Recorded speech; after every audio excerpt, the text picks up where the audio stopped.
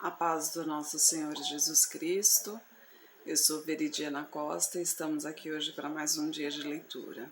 Senhor Deus e Pai, glorificado e exaltado és o teu santo nome. Muito obrigada, Pai, por mais um dia de vida. Agradeço por sua bênção e por sua proteção. Eu peço a Ti, Senhor, que nos guie nesta leitura, Pai. Que cada palavra sua, Senhor, seja ensinamento em nossos corações, nossas mentes, nos inspire sempre em sua direção, em nome de Jesus. Amém. Lembrando que estamos lendo agora na leitura cronológica, né? Ou seja, na sequência dos fatos. Começamos agora, né, há pouco tempo, então ainda estamos no capítulo de Gênesis. E hoje a gente vai ler a partir do capítulo, livro de Gênesis, né? Hoje a gente vai ler a partir do capítulo 9, a aliança de Deus com Noé. E abençoou Deus a Noé e a seus filhos e disse-lhes: frutificai e multiplicai-vos e enchei a terra. E o temor de vós e o pavor de vós virão sobre todo o animal da terra e sobre toda a ave dos céus. Tudo o que se move sobre a terra e todos os peixes do mar, nas vossas mãos são entregues. Tudo quanto se move, que é vivente, será para vosso mantimento. Tudo vos tenho dado como a erva verde. A carne, porém, com sua vida, isto é, com seu sangue, não comereis. Certamente requererei o vosso sangue, o sangue das vossas vidas. Da mão de todo o animal o requererei, como também da mão do homem, e da mão do irmão, de cada um requererei a vida do homem. Quem derramar o sangue do homem, pelo homem e o sangue será derramado, porque Deus fez o homem conforme a sua imagem. Mas vós frutificai e multiplicai-vos, povoai abundantemente a terra e multiplicai-vos nela. E falou Deus a Noé e a seus filhos com ele, dizendo: Eis que estabeleço a minha aliança convosco e com a vossa descendência depois de vós, e com toda a alma vivente que convosco está, de aves, de gado, de todo o animal da terra convosco, com todos que saíram da arca, e também com todo o animal da terra. E eu convosco estabeleço a minha aliança, que não será mais destruída toda a carne pelas águas do dilúvio, que não haverá mais dilúvio para destruir a terra. E disse Deus: Este é o sinal da aliança, que ponho entre mim e vós, e entre toda a alma vivente que está convosco por gerações eternas. O meu arco tenho posto nas nuvens. Este será por sinal na aliança entre mim e a terra. E acontecerá que, quando eu trouxer nuvens sobre a terra, aparecerá o arco nas nuvens. Então me lembrarei da minha aliança, que está entre mim e vós, e entre toda a alma vivente de toda a carne, e as águas não se tornarão mais em dilúvio para destruir toda a carne. Quando se fala sobre o arco, né, no céu, né, depois das nuvens, os estudiosos dizem que se refere ao arco-íris, né? O arco no céu realmente, né? O único arco que a gente vê no céu é o arco-íris, e ele vem realmente após as nuvens, né? Após a chuva, né? Que é o reflexo do sol ali das gotículas de água nas nuvens, né? E estará o arco nas nuvens, e eu verei para me lembrar da aliança eterna entre Deus e toda a alma vivente de toda a carne que está sobre a terra. E disse Deus a Noé: Este é o sinal da aliança que tenho estabelecido entre mim e entre toda a carne que está sobre a terra. E os filhos de Noé, que da arca saíram, foram Sem, Cã e Jafé. E Cã é o pai de Canaã. Estes três foram os filhos de Noé, e destes povoou toda a terra. E começou Noé a ser lavrador da terra, e plantou uma vinha, e bebeu do vinho e embriagou-se, e ficou nu no meio de sua tenda. E viu Cã, o pai de Canaã, a nudez de seu pai, e contou a ambos seus irmãos do lado de fora. Então tomaram Sem e Jafé uma capa e puseram-na sobre os ombros, sobre os seus ombros, e indo virados para trás, cobriram a nudez de seu pai, e os seus rostos estavam virados, de maneira que não viram a nudez de seu pai. E despertou Noé de sua embriaguez, e soube o que o seu filho mais novo lhe fizera.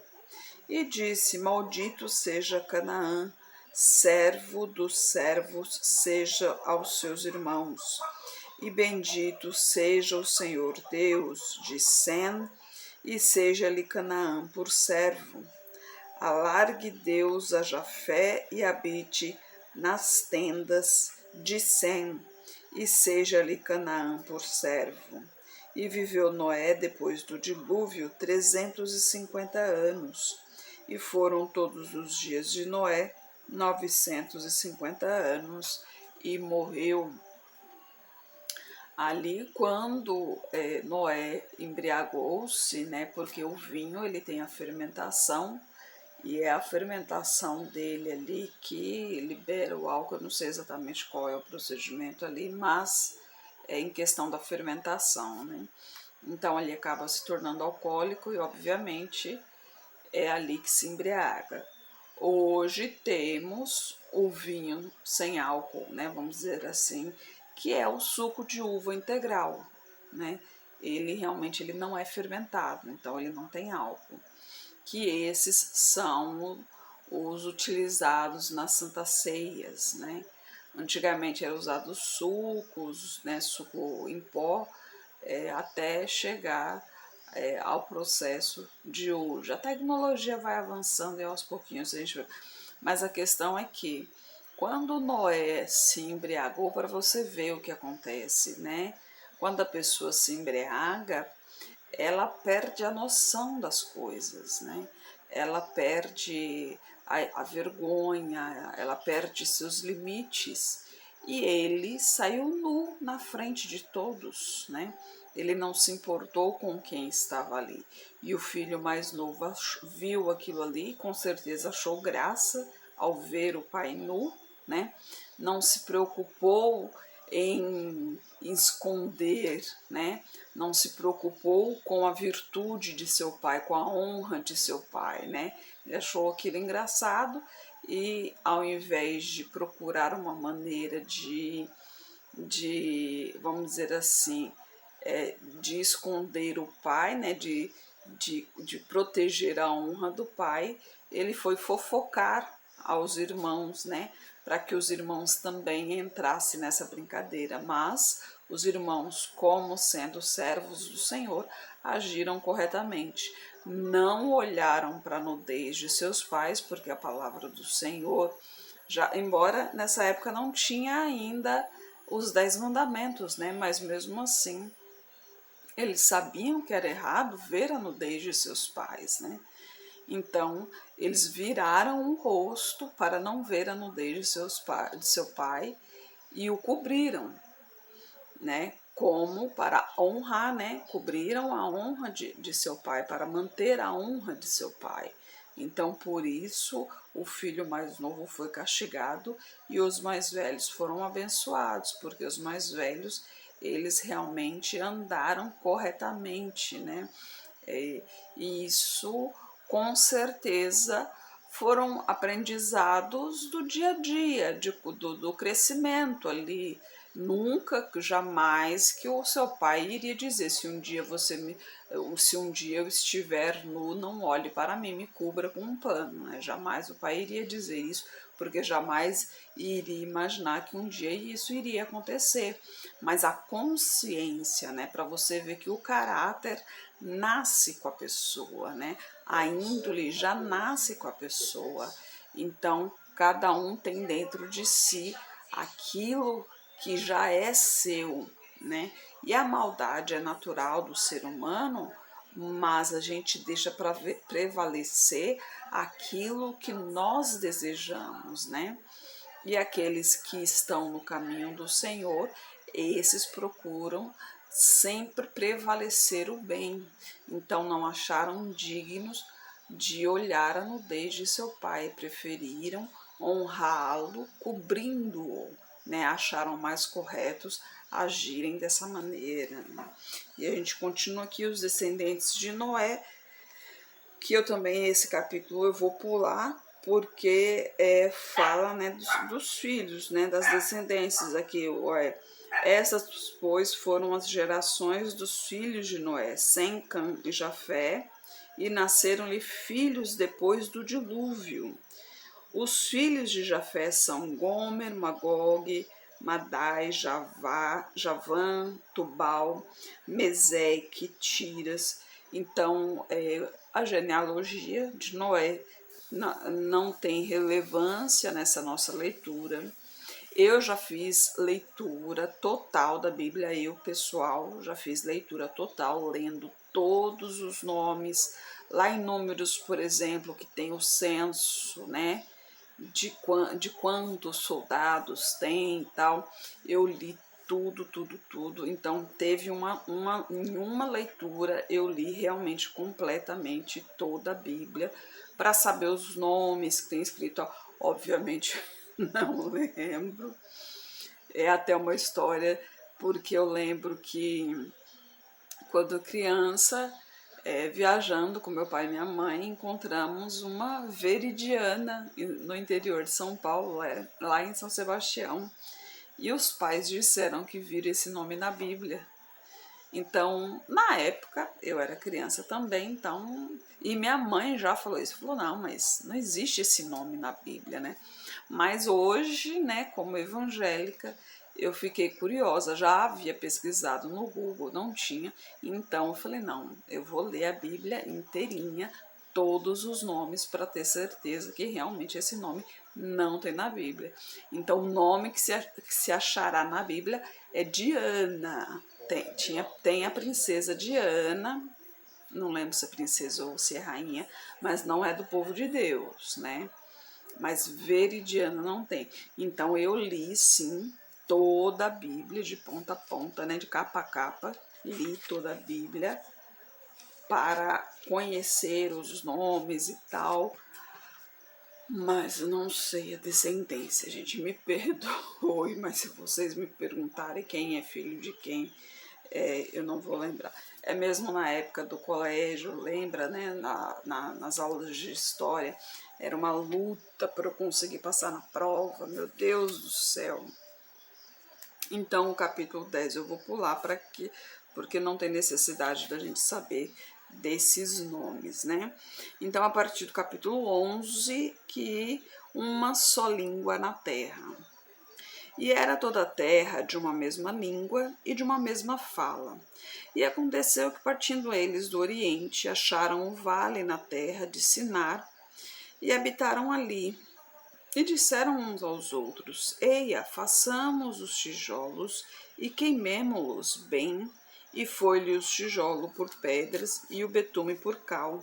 E disseram: Eia, edifiquemos nós uma cidade e uma torre forte, cujo cume toque os céus, e estabeleçamos um cume, para que não estejamos espalhados sobre de toda a face da terra. Então desceu o Senhor para ver a cidade e a torre que os filhos dos homens edificavam. E disse: Eis que o povo é um e todos têm uma mesma língua. E isto é o que começam a fazer, não havendo agora restrição para tudo o que eles intentaram a fazer. Eia, desçamos e confundamos ali a sua língua, para que não entendam a sua língua do outro, e assim o Senhor os espalhou dali sobre a face de toda a terra, e cessaram de edificar a cidade. Aí a gente pensa, né? Mas por que Deus confundiu? Afinal de contas, queriam edificar ali uma torre, mas com pensamento no Senhor. Não, mas eles queriam edificar uma torre que chegasse aos céus, né? Nos céus, somente o Senhor. Nada é capaz de chegar aos céus. Os aviões não chegam aos céus, né? As espaçonaves vão a planetas e tudo, mas olha quantas coisas escondidas tem por aí. Inclusive, acharam, como se diz, massa escura, né? Acharam a massa, eu não lembro se é esse nome, massa escura, mas acharam, viram luzes que não, onde não devia ter. Então ainda tem muita coisa por aí que o homem não é capaz de chegar e nunca será capaz de chegar. Nós só chegaremos lá, nós os escolhidos, né? Lembrando disso, porque na salvação somente os escolhidos chegarão lá. Então nós, os escolhidos, iremos até lá, porque passarão os 1000 anos, né? Enquanto a terra aqui ficará à mercê do demônio aqui, ele tentará a todos, o Espírito Santo não estará mais na terra aqui e deixará cada um por si, pela sua própria força. Aí sim será realmente uma prova tremenda, né, para testar realmente a fidelidade da pessoa, mas é somente nesse tempo é que a gente conhecerá o que tem depois disso, porque nós como seres humanos, ou seja, já não seremos mais seres humanos, porque quando formos para lá seremos transformados, porque o corpo, a matéria, não entra no reino de Deus, porque lembre-se, a matéria é pecado e o reino de Deus é santo. Então, se a matéria entrar no reino de Deus, ela é queimada, ela na hora ela é queimada, então ela morrerá. Então nós seremos transformados para podermos entrar no reino do Senhor, né? E a gente continua aqui no versículo 9. Por isso se chamou o seu nome Babel, porquanto ali confundiu o Senhor a língua de toda a terra, e dali os espalhou o Senhor sobre toda a face da terra. Estas são as gerações de Sem. Sem era da idade de 100 anos e gerou a Arfaxade 2 anos depois do dilúvio. E viveu Sem, depois que gerou a Arfaxade, 500 anos e gerou filhos e filhas. E viveu a Arfaxade, tinha 35 anos e gerou a Salá. E assim vai continuando, então eu vou pular novamente, porque não tem necessidade aqui. E ele vai falar, né? E finaliza no 32, e foram os dias de Terá 205 anos, e morreu Terá em Arã. Aí amanhã a gente vai ver o chamado de Abrão, né? No capítulo 12.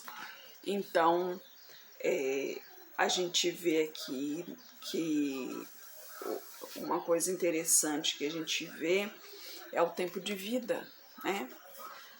900, 600, 500 anos naquela época. Por que tanto tempo, viviam-se tanto tempo, né?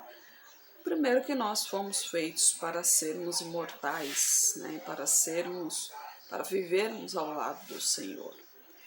Quando Deus disse, não comereis da árvore do conhecimento, porque aí senão morrereis, exatamente, nós morremos naquele dia.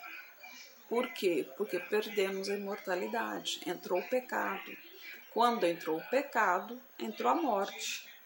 Então, a partir daí, já mudamos, já nos tornamos carne. E a carne tem tempo de vida, né? Então, por isso morremos. Naquela época não existia tantas coisas prejudiciais como existe hoje. Embora parece que até há pouco tempo aí parece que a expectativa de vida aumentou, mas quando eles falam em expectativa de vida é coisa de meses, né? 6 meses, coisas do tipo assim. Mas a gente vê que é raro você ver uma pessoa de 100 anos, por exemplo, né? É raro.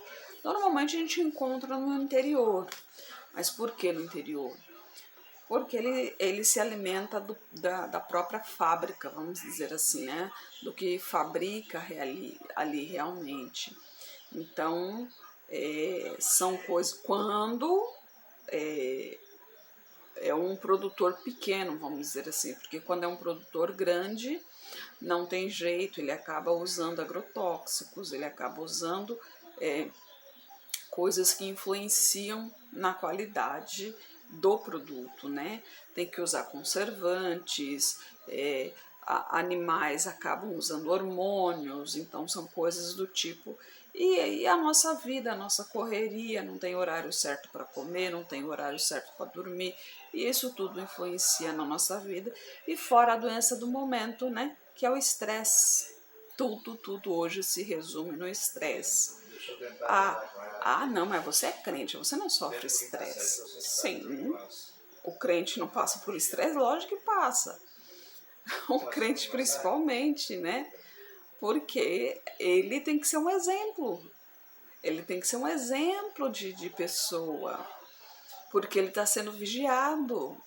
Ele está sendo vigiado pelo demônio o tempo todo, porque o tempo todo o demônio está procurando uma maneira de derrubá-lo, porque ele quer que o crente escorregue para que ele possa puxar o tapete, né? Ele está sendo observado pelas pessoas, né? Para as pessoas entenderem o porquê de ser crente, o porquê de acreditar tanto. Perdão, gente, eu usar o termo crente. Perdão, foi automático, eu não queria dizer isso. Vamos dizer cristão, que aí não define nenhuma religião, é o fato de ser em Deus, acreditar em Cristo, seguir aos caminhos de Cristo. Então, o fato de seguir a Cristo, aí as pessoas ficam de olho, né? Porque, primeiro que o demônio já fica na orelhinha daquele ali, fala que serve a Deus, mas faz tal coisa. Fica de olho nele, que ele vai fazer isso, vai fazer aquilo. Então, as pessoas em volta já ficam de olho em você, esperando você dar uma escorregada, né?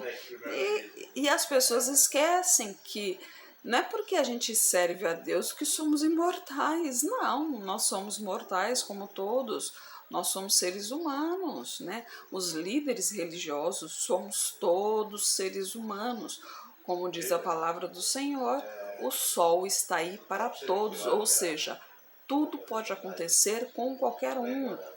Então, todos nós estamos expostos a doenças, sejam físicas, sejam psicológicas, sejam mentais. Agora, as espirituais já são outra história, porque as espirituais somente com Deus são capazes de serem curadas.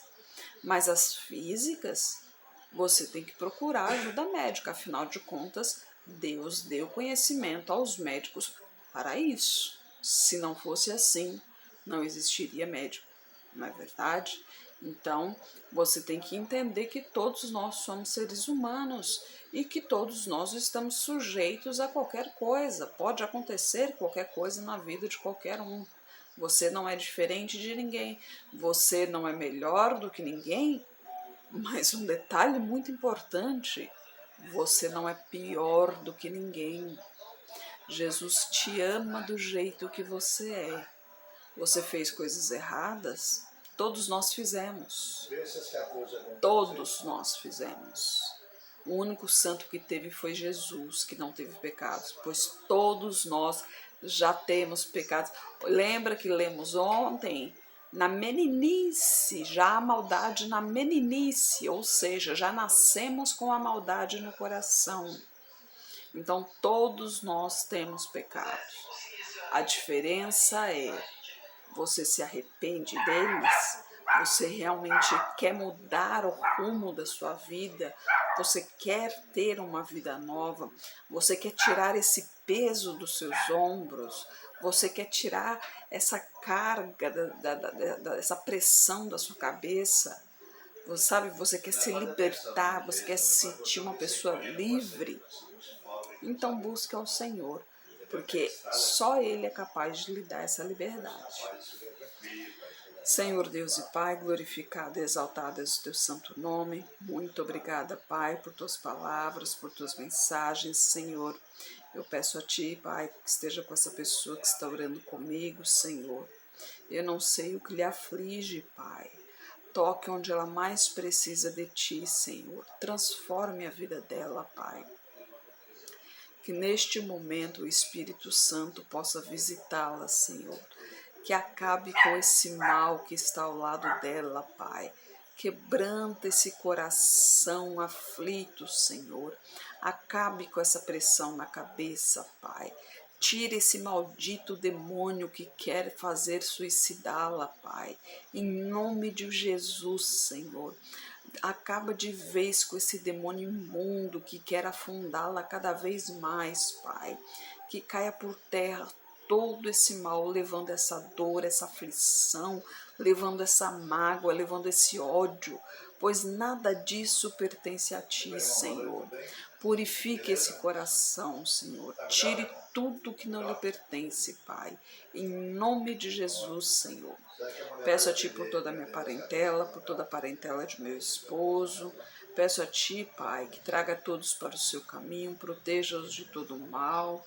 Em nome de Jesus, Senhor. Peço pelos nossos governantes, pelas nossas autoridades, que os teus anjos estejam guiando cada um deles de acordo com a tua vontade, Pai. Peço a Ti pelos teus filhos, Pai. Por favor, nos capacite cada vez mais para proclamarmos o Teu Evangelho, Senhor. É o que eu oro em nome de Jesus.